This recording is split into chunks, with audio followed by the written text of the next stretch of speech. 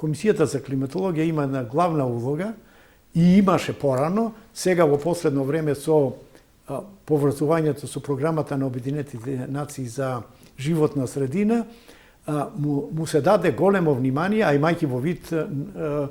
зголеменото количество на стакленички гасови во атмосферата, кои укажува дека во наредниот период се повеќе и повеќе ќе се промени енергетскиот и топлинскиот биланс на атмосферата и дека глобалното затоплување